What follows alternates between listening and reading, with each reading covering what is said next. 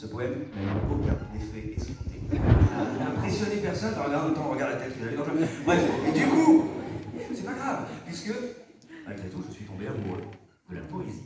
Et je me suis dit à cet âge-là, et véridique, à cet âge-là, avec cette tête-là, j'étais convaincu, je me suis dit, plus tard, j'aimerais trop, c'était mon rêve, j'aimerais devenir poète. Et quand tu as 14 ans, que tu dis à tes amis, 14 ans, tu veux lire mon dernier poème? C'est pas très cool. Je me suis rendu compte que j'avais pas trop la cote. Mais j'aimais trop, moi, la poésie. De toute façon, venez d'apprendre, vous vous rappelez les figures de style? Ça vous parle ou pas? Allez, je vous ramène au collège. Ça vous dit quelque chose? Euphémisme, pléonasme, litote, tout ça, ça vous parle?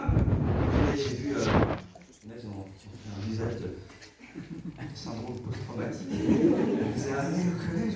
Moi, j'aimais trop ça, la poésie. Mais non, c'était pas très cool. Mes amis me disaient, non, il faut que tu rappes. C'est le rap qui est cool.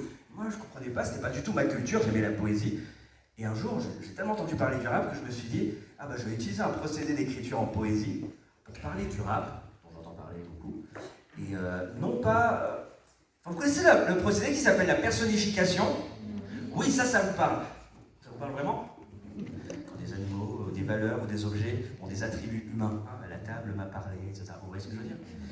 Du coup, je me suis dit, non mais moi je vais parler au rap. J'ai essayé d'imaginer cette scène si le rap était une personne. Donc je m'étais mis à écrire un grand texte et tout. Je me souviens, j'étais à fond. J'ai dit, cher monsieur rap. J'ai écrit une lettre. Cher monsieur rap, il faut que je te partage ma peine, mon souci, mon inquiétude pour les années qui viennent. Car ton image prend des taches. Les jeunes et les moins jeunes se lâchent. Et inconsciemment sur ta face, ils crachent. Ça va? T'as été trop laxiste, à mon avis, mon ami. T'as laissé les racistes te poser les pieds sur le navire. Et pire, quand on parle de toi, on pense direct à la violence, à l'arrogance, l'impertinence, la délinquance. Hélas, en France, il y a des gamins qui se disent rappeurs. Si je te montre à la télé des vidéos, t'auras peur. C'est pas mal ça. Ah, mais j'étais jeune. C'était très long le texte. Ils enchaînent paroles grossières et insultes. Et c'est à leur ego, à leur image qu'ils adressent un culte. Monsieur Rap, toi t'aimais la poésie, t'aimais les textes recherchés, les rimes fantaisie. Oui, t'exigeais le sens du rythme, c'est tout un art. C'est triste, mais les vrais lyricistes se font rares. J'étais à fond, hein. Ah non, mais il était long, je dois tout faire, mais... Monsieur Rap, on a du mal maintenant à voir quitter. Il y a toutes sortes de débats sur ton identité. Ah oui, celle-là, elle était drôle. Les mères disent à leur fils, le rap c'est mal, et si ta vie est un flop, c'est que t'as touché au hip-hop. Ok, j'étais tout seul, j'essaie de mettre un peu d'humour. D'un côté, je comprends ces femmes sceptiques, certes peu ouvertes et très peu éclectiques. Mais quand tu vois ce qui se fait de nos jours sous l'enseigne RAP, finalement la bonne femme s'est pas trompée. Donc si je t'écris aujourd'hui avec cette encre noire, c'est pour dire aussi que j'aimerais changer le cours de l'histoire. Ah, pas du tout prétentieux le petit mec. Mettre au placard les préjugés qui nuisent et démasquer les escrocs qui dans le rap se déguisent. Et si tu veux miser sur Mick, c'est la bonne pioche. Oh, il est vraiment prétentieux. Hein. Mais je pense qu'il y a encore 2 ou 3 vrais rappeurs en poche. Et si tu coches mon pseudo dans ta liste d'ambassadeurs, je ferai de mon mieux pour que ton nom ait meilleure odeur. Ah ouais.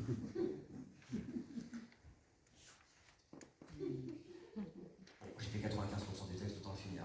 Monsieur Rap, je sais que tu as d'autres courriers à lire, d'autres stars à lire, donc je vais finir. Mais il y a une chose dont j'aimerais te prévenir. Fais gaffe à Mademoiselle Industrie. Elle veut te séduire avec des billets comme un pas, elle veut que tu te plies le genou, elle veut que tu changes et que tu te rabaisses pour ramener les sous. Malheureusement, nombreux sont les soldats qui se font avoir. Et ouais, on n'a plus la même conception de la gloire.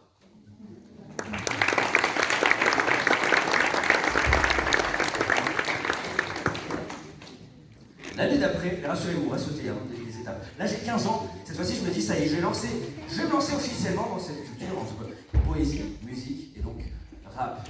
Et je me souviens, je côtoyais des premiers rappeurs, et il y en a un qui m'a dit, il va falloir que tu parles de sujets de rappeurs maintenant. Ah, ok. On va parler d'argent. Oh, ok. Il faut savoir qu'à cette période-là, mon rapport à l'argent était très particulier parce que l'amour de l'argent, l'idolâtrie de l'argent avait quand même détruit une bonne partie de ma famille et certains de mes amis. J'étais assez hostile par rapport à ça. Et du coup, je leur ai dit, ok, je veux bien jouer le jeu, mais je ne veux pas parler d'argent, mais je vais parler à l'argent. Grâce à un procédé d'écriture qui s'appelle la... Je suis je m'en rappelle vraiment au collège. Et donc j'ai vraiment imaginé ça, là c'est plus Monsieur Rap, c'est Monsieur Argent. Et ça faisait... J'ai imaginé cette scène, si l'argent existait en face de moi, coup, j'ai imaginé la scène et je lui ai dit: est-ce que tu vois la zizanie que t'as fait naître? Tous les mensonges que l'on peut émettre? Est-ce que tu vois les crimes que l'on peut commettre parce que t'es un très bon serviteur mais un si mauvais maître? Vois-tu, y en a qui te jettent par les fenêtres pendant que leurs voisins guettent devant la boîte aux lettres. Les uns se plaignent parce que trop riches, les autres ont fini au trou juste parce qu'ils voulaient l'être. Tout le monde te réclame, mais il y a peu de donneurs. Alors on redouble d'efforts en se réveillant de bonheur. Et même le compromis est devenu un code d'honneur. Pourtant on sait pertinemment que tu fais pas le bonheur. Le même gâteau dégusté universellement. Un jackpot découpé en barres de tourment. Et nous, on se resserre même si la chute nous attend au tournant. Parce que tu nous rends aveugles et gourmands. Non, pas moi. Non, non merci, plus moi. Non, non merci. Parce que t'es comme une bombe à retardement. De l'amitié à la trahison à tout moment. J'ai pas fini avec lui, j'ai pas fini. Je lui ai dit: les businessmen ont la fièvre, mais gardent une faim à bourse. Tu joues au lièvre sur la piste, eux font les chiens de course. Et pour rester en lice, chacun puisse danser la source. Il paraît que pour être respecté, faut être coté en bourse. Pour toi, les jeunes feraient n'importe quoi. Exploseraient leur tirelire sans se demander pourquoi. Et c'est triste, cette liste de familles détruites à cause de toi. Encore plus triste quand elles sont construites autour de toi. Il paraît que parfois même tu rigoles de ces couples pour qui t'as pris une place d'idole. Et on reconnaît les proies parfaitement formatées quand tout leur espoir est placé dans un petit coupon à gratter. Tu tentes hommes, femmes, criminels et pasteurs. T'as pas de pitié, pas de sentiment et pas de cœur. Et si ton cours baisse, s'il stagne ou s'il monte, qu'est-ce que ça te fait puisqu'au final c'est pas toi qui compte? Non, non, pas moi. Non, non merci. Ok.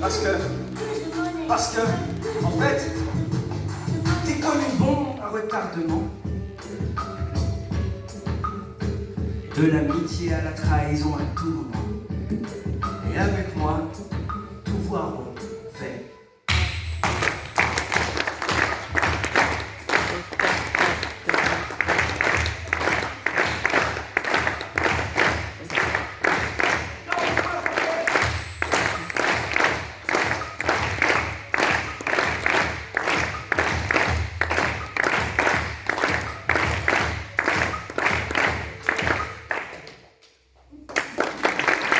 Waouh, super. J'avance, j'ai à peu près 16 ans. Cette fois-ci, je me dis, j'aime bien écrire, j'aime bien faire du rap, mais j'ai envie de créer mes propres chansons. Et c'est là qu'un cousin, je vais le mettre à l'honneur, je crois que j'ai sa photo. Est-ce qu'on a la slide suivante? Oui. Oh, ça rend vraiment pas très bien, j'espère qu'il est pas là ce cousin pour voir comment je l'affiche. Il s'appelle Joseph, en fait, il m'a fait découvrir un truc, il m'a dit: Mathieu. Je m'appelle Mathieu, là, enchanté. Mathieu. Ton père il écoute du jazz, la musique classique, si tu mets ça dans l'ordinateur et que tu mets un rythme hip-hop dessus, tu mélanges les deux, tu mets dans le rythme, ça peut faire un truc stylé. Tu lis tes poèmes par-dessus, ça va intéresser les gens. Et enfin, tes amis du lycée vont écouter tes poèmes. Ah ouais, et du coup, je me suis mis à faire ça. Et par exemple, une fois, j'étais à la maison, posé, j'écoutais Edith Piaf.